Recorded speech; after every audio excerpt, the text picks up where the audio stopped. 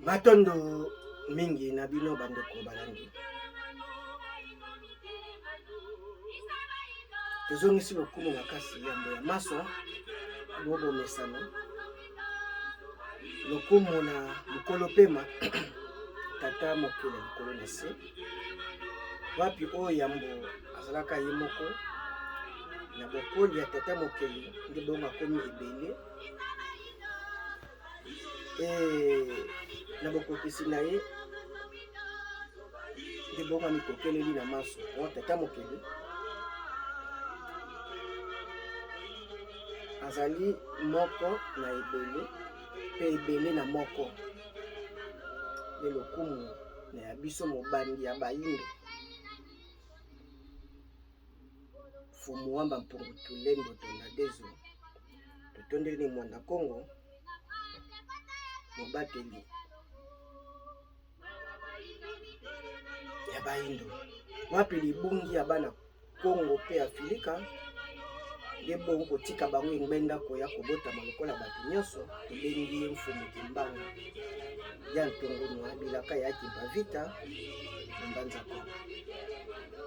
okumu mukakozwa mbuta machua pe bongo basantu malongo banso batelamaka mpona kotelamela ezaleli ya bapaya lolenge ya kimopaya etambula ya kimopaya mate ya kimopaya bapesi bomoi na bango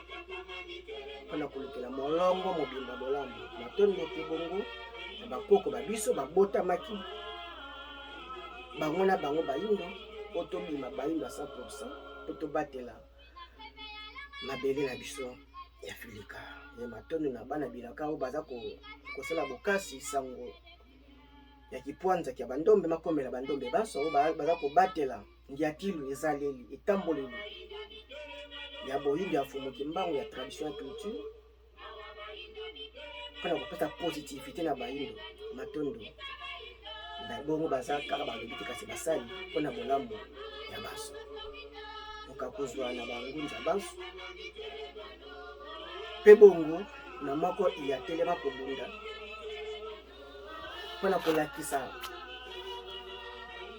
une vraie mission ya fumu kimbangu na molongo mobimba oyo apesi fumu kimbangu une nouvelle image par rapport ndenge toyebelaki fumu kimbangu bayike otingami ya Yesu nde mokakozwa na mutu wana miso ya nzela fumu kusuki ya mbotela mpanda na ngola matondo na banganga ngunza pe bangunza etumba oyo elonge molisa misolo matondo ingeta betoke na sai betoke vanda na lolendo ya kutubela mambu yaye nomba kipwanza na beto bandombe kilumbe kia kesi ingeta lelo mokola esengo toza le 6 avril 2023 tolotaka yango kasi likokisi nango po ekokisama mokolo moko maso bakobongwana le 6 avril 1921 ezalaka mokolo oyo fumu kimbangu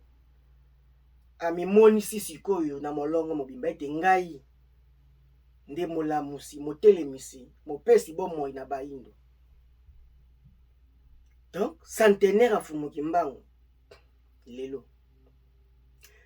pena bilaka fumu kimbangu donc 2 ans tokende 2023 ya fali masoma yingela mafanisa bokonzi ya tata na seda mokonzi Afrika ya Afrique spirituelle fan na Afrique physique kasi badongolo miso bamonaki krono wana e baila lumbango makasi po bastope fumu kimbangu badepe fumu kimbangu nde salama nde saimbongo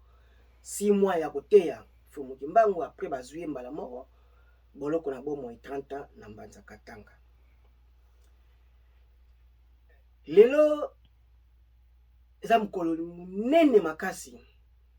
pe mukolo ya tina ye mukolo ya esengo komona nyonso ndenge ezosalamela mukolo moko maso na kobongwana mabongwani mukolo yango ezalaki fumu kimbangu kouta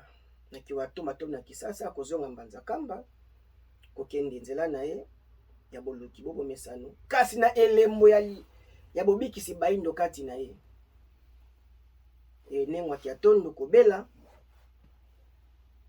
nde bongo mvuluzi Fumuki Mbangu kokota na ndako pe bon kopesa lobiko na elenge mama oazaki à moitié mort agonie alalaki aosala ba besoin nyonso wana donc moribond et Fumuki Mbangu alobi abimisi mopepe a dégager énergie agangi te alobi nde tolobaka normal be maloba walilatamaki na bokasi moko incroyable sasuka mona kumata bapongo tulendo enengwa kia tondo atelemi asengi zongo asengi sukola asengi bilei elobiko ye na nzoto atelemi asali akoti na mukila musala ko baninga banso donc Fumuki Mbangu nde tata mama za kolala a Filika donc Fumuki Mbangu soka pesi bomoi soka lobite et nyonso bokosala bokoluka baminganga bokoluka bayebaso basalisaka mama wana nzoto wani ezaka ya kolala tikino ye moko mobali mokolo nzoto mokolo mokili nde akoya kopesa énergie positive mpona ntombo mpe kotelama ya ndenge waki donc ndenge waki atondwa asymbolize bongo Afrique ndenge ezalaki partir ya kolala na colonisation mutu moko te ayebi bokolobela kipwanza soki Fumuki Mbangu te okobanda ndenge nini na arsenal na bokasi oyo loposo pemba aza nango tala na 2023 ndenge crainte ya badirigeant politique eza devant l'Occident siko na bileko wana ni media ni Facebook ni réseaux sociaux omo ezalaki te nani akoya intervenir ni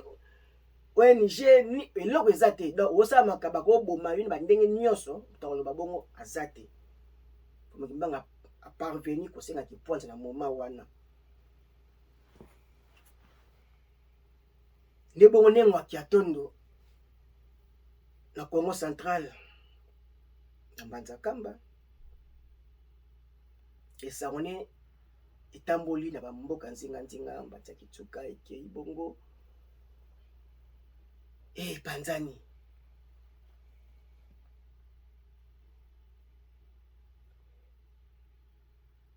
nde Fumuki Mbangu longengo epeli sikoyo abandi mosala na ye nde bongo mokolo yango kumu ya ekolo Tshilombo Tshisekedi tokolobela yango na aspect ya religion nanu ya bonzambe mpe tokozwa aspect politique nsima donc leki ti tokosalela sikoyo ya bonzambe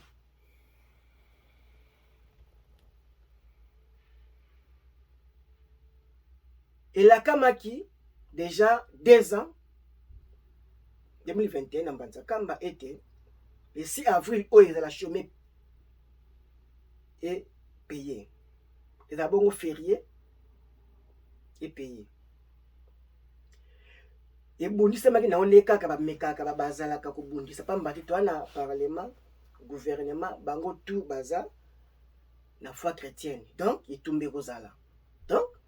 nengwaki ya tondo aza ya kolala donc gouvernement eza ya kolala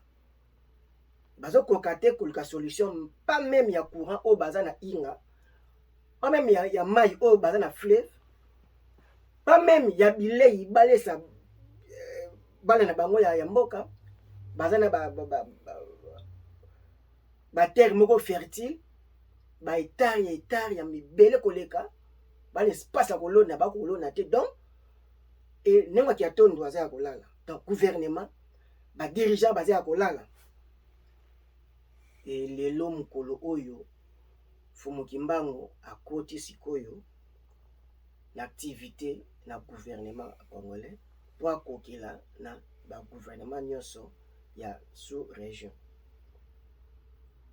eza mokolo ya ntina makasi na biso kaka bavutuka te kaka bakimbangiste teke ya sansi ya nkamba mais ya bayindo banso pamba te Congo na kombone ya Congo kozala ye Congo ye badote Congo azali ekotiseli ya lobiko ya bayindo. Congo aza bongo porte ya tombo ya Afrika. Donc soki Congo afungoli te, eloko moko ekozwa mbongo wana eza te. Bongo yambo tozonga, bongo totala makomi yango, ordonnance oyo nkumu ekolo asigné po lelo après 100 ans ezala bongo chômé pays. Donc makamba bayindo twana retard te, pamba te ngambo na bango il avait fallu 300 ans après son frère na bango, mais lelo biso moins d'années et toto kendi na lombango pamba te to renverser ti Congo ezali ya ekoteleli. Donc sikoyo ekuki efungwami fumuki mbango akoti sikoyo na inzo ya nemwa ya tondo. Donc akoti sikoyo na mbula matadi, akoti sikoyo na faire de l'état. C'est l'esprit qui anime les physiques, c'est l'esprit qui dirige les physiques, c'est l'esprit qui mène la vie dans un corps. C'est l'esprit. Donc fumuki mbango sokitaki molimo ya bayindo, mokonzi ya milimo, molimo ya yambo ya bokasi ya bayindo ekoti sikoyo na ba institution. Vouloir ou pas, tout le monde na Congo fana na ndako chômé férié, je n'ai pas chômé et payé. Donc ozala nanu ozana na tendance mususu, mais politique imposée yo fumuki mbango imposé yo indirectement, oza mwana na ngai sengo pesa nga lokumu. Matondo yambo moto zonga totala makomi yango bongo toya tokoba tosimbola ngo bobelo kobani matondo.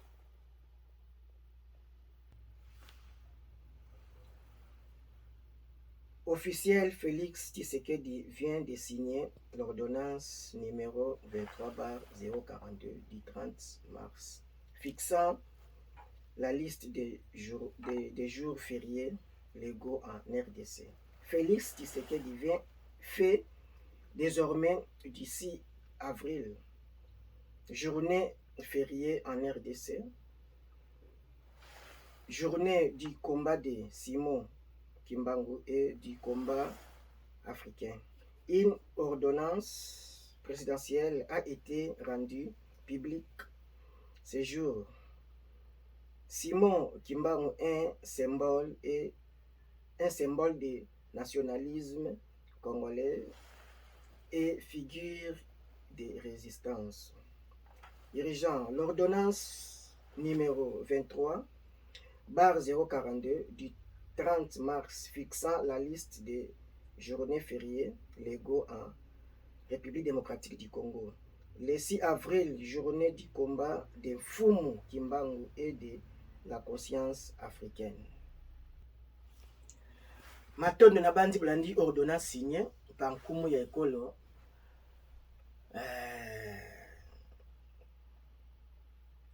Nkumu na biso Tshilombo Tshisekedi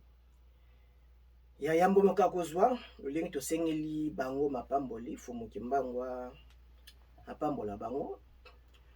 olingi kozwa bongo nzunzu wana ya ko signer ordonnance wana ezaki pe facilité ya komona ndenge nyonso badongolo miso kasi bongo alakisi bokasi a signer document tolobela na aspect nanu ya religion ya bonzambe en dehors ya aspect politique otokoya nango mikolizo ya nde bongo moka kozwa pe lipamboli na bango pe bongo libotane mobimba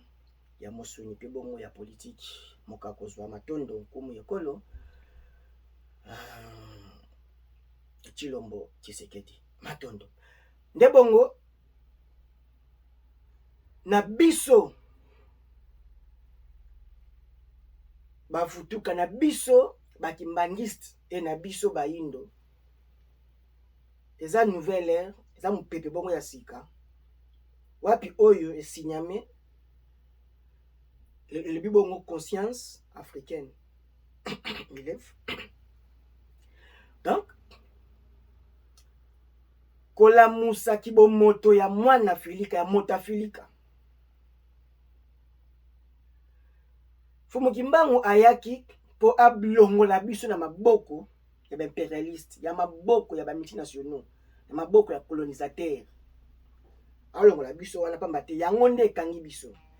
Ne ba système na ye nyonso o colonisateur kolo atiaki yango bongo ezali bongo singa na kingo, singa na lokolo oyo mwa tolia na toute indépendance tosala mamuti toza kolingeleza te donc tolia na mula ya singa ya colonisation. Nde bongo atie programme scolaire na ye, nde bongo atie biso ba hôpitaux na lolenge na ye, éducation, atie biso politique ya façon na atie biso ba loi oyo ye amoni malama kotia. Donc ba institution nyonso internationaux nationaux eza kaka injonction na bango, eza kaka représenter bango, eza pour l'avantage na bango. Nde komona bo Fumu Kimbangu siko ye kobotola biso nde lelo botwana néocolonialisme. Wapi osu toza ko se faire face na ba système occidental nyonso. Kasi Fumu Kimbangu pe atelemisi bana na ye na beteni nyonso. Ba résistance, ba kémite,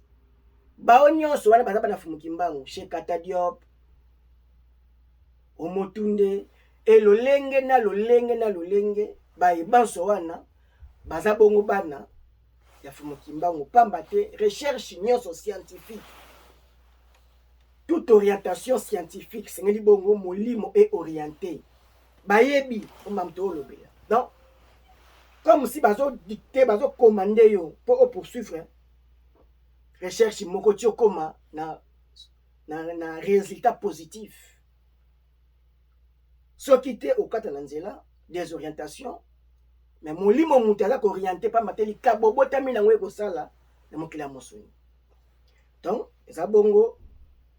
kibomoto ya filika elamuka etelama. Lelo na basango na ba musulman na ba christianisé bango nyonso wana na pape. Donc férié c'est bon ayek na Congo yepa na fanda. Donc off musala ezate activité mo ezate bufandi bokanisa etumba Fumu Kimbangu. Eza bongo ekoteli ya Fumu Kimbangu na Congo. Donc to bandi sikoyo musala Fumu Kimbangu to bango na phase mususu. Pamba te tubane bo kolobela ngo na lolenge ba ndai ko monela biso lokola batu batanga te, batu bakelelaka, batu moko ya bas échelle, batu moko siko officiellement ezwisco esika na soi-disant bambula matadi, soi-disant bakalaka, soi-disant. Donc tozala biso bana Fumu Kimbangu ya première l'ère tozala bongo na lolendo pe sai na mutema etumba oyo suka nango eza elonga. Eza bongo symbole moko makasi koloba ete to marqué bi quelle que soit forme nango lolenge nango, mais biso bakimbani authentique eza bongo komba oyo to bana obunda uta ntama kobeta ntangwa ete Jean-Marie Vanep Kyrie belge alobi si vous écartez de Fumu Kimbangu, sachez-le bien que l'Afrique ne s'en sortira pas.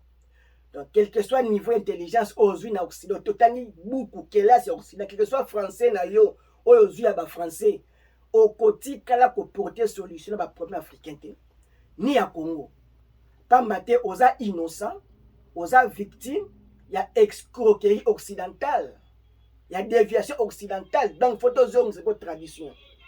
Donc, chaque président a un rôle à jouer. Recours à l'authenticité ba komba ezongaki mais boni ti siko yozo komanga kopesa komba bapaya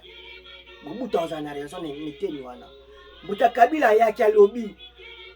le peuple congolais n'est pas n'importe quel peuple, nous sommes les descendants de Fumu Kimbangu yaki pa vita tangi siko yo oza se confirmer ozaka Israël en esprit kopesa kaka foi na yo na makambo ya Bible ozala condamné parce que kumu ekolo alobaki lelo décret loi euti ko signamé au-delà de signamé la présidence officiellement na kumu ekolo Tshisekedi Tshilombo Il y a éveil à conscience africaine na combat Fumu Kimbangu. Donc conscience la sikoyo esala ete soki lelo oyibi otonga na poto soki lelo oza koyokisa bandeko no passe oza na cercle ya décision osala nyonso mpo na avantage na yo personnel na détriment ebele ya bacongolais ya bayindo conscience na yo eza osala te ozala condamné na yango yeba eke moyindo aza moko race noire aza mibale te donc toza koko moko aboti bayindo nyonso quel que soit bekolo ezwaki kotambola ya bato bangala baluba baswahili tozali koko moko donc koko nzala mpanda ya mobali na koko biteleki ndambu ya mwasi nde baboti bayindo baso oyo batondisi mabele afilika toloba ngo mbalombala babitumba oyo ebunda eza bitumba moko ya mike bitumba oyo ekoya lobi ndenge Fumu Kimbangu alakaki biso mokolo moto moyindo bongo akomiyeba akosala bagen bengonduka ekokamwisa mokili mobimba donc l'homme noir il faut atelema mpo a réapproprier Afrique et déjà spirituel ya bangunza tozwi yango déjà sika sikoyo pouvoir politique scientifique a réapproprier Afrique physique na soutien spirituel ya religion africaine ifutuka Fumu Kimbangu tango ifweni bete okelama tunwana mvita matondo